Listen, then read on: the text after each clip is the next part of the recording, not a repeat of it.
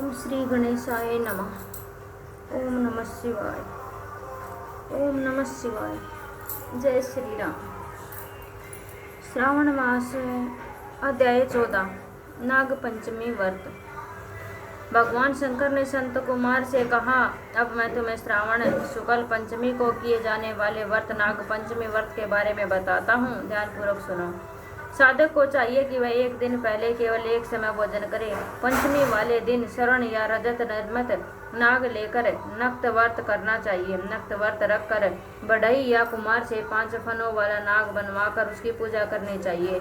अपने घर के मुख्य द्वार के दोनों तरफ गोबर के 5 फनों का नाग बनाकर कटोरे में दूध रखकर उसकी धूप दीप गंध अक्षत कर वीर मालती चमेली तथा चंपा के फूलों से पूजा करनी चाहिए। ब्राह्मणों को शुद्ध घी के लड्डू तथा खीर का भोजन कराना चाहिए। कालिय नाग, तक्षक नाग, शंखपाल, वासुकी, शेष नाग, पद्म नाग आदि नागों को हल्दी व चंदन से दीवार पर बनाकर तथा नाग माता कुदर को भी अंकित कर पुष्पों से पूजा करनी चाहिए। पूजन के पश्चात घी और खांड मिलाकर उनको दूध पिलाना चाहिए। उस दिन लोहे की कढ़ाई में पकवान बनाना वर्जित है। गेहूं और दूध की खीर बनाकर भुने चने, धान का लावा और भुने जो नागों को देने चाहिए एवं स्वयं भी उपरोक्त वस्तुओं का भोजन करना चाहिए। परिवार वालों को भी भोजन में ये ही वस्तुएं देनी चाहिए। सांपों की बाम्बी के पास गान वाद द्वारा उत्सव मनाना चाहिए। ऐसा करने वाले मनुष्यों को जीवन भर कभी सर्प डसने का भय नहीं रहता। सर्प के दर्शन करने से ही मनुष्य अधोगति को प्राप्त होता है।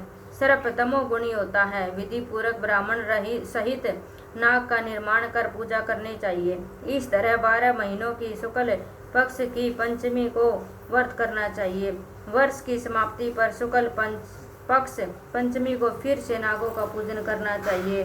श्री नारायण जो सब स्थानों पर स्थित हैं, सब वस्तुओं को प्रदान करने की क्षमता रखते हैं, जो अपराजित हैं, उनको स्मरण कर ये वचन कहने चाहिए, हे प्रभु, मेरे वंश में हमारे पूर्वजों में से जो भी सर्पों के दंश से अधोगति को प्राप्त हुए हैं, वे इस व्रत से तथा दान से मुक्ति को प्राप्त हो जाएं। इस प्रकार उच्चारण कर सफेद चंदन युक्त चावल के पानी को भक्ति पूर्वक वासुदेव श्री कृष्ण के निमित्त जल में छोड़ देना चाहिए।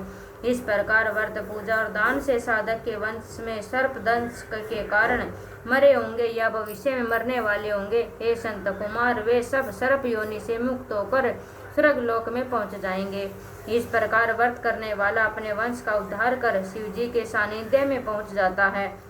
हे संत कुमार, जो मनुष्य नाग की हत्या करते हैं, उनके परिवार में अगले जन्म में पुत्र नहीं होता, और यदि होता है तो अधिक समय तक जीवित नहीं रहता। महिलाओं की कर्पणता के कारण भी प्राणी को सर्प योनि प्राप्त होती है।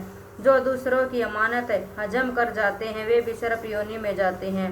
जो प्राणी विभिन्न कारणों से सर्प योनि में चले जाते हैं, उनके उद्धार का एकमात्र रास्ता है नाग पंचमी का व्रत। जो प्राणी नाग पंचमी का व्रत तथा नाग पूजा करते हैं, उनकी भलाई के लिए नागों के स्वामी शेष नाग और वासुकी नाग भगवान विष्णु से और भगवान शंकर से हाथ जोड़कर प्रार्थना करते हैं। शेष नाग और वासुकी नाग की प्रार्थना पर भगवान विष्णु और भगवान शंकर उन लोगों की सब मनोकामनाएं पूर्ण करते हैं। वे प्राणी नागलोक में अनेक तरह के भोगों को भोग कर वैकुंठ लोक में जाते हैं। बोलो वासुकी देव नाग की जय हो, शेष नाग की जय हो, शिव शंभु भोलेनाथ माता पार्वती की जय हो, विष्णु भगवान की जय हो, वासुदेव की जय हो।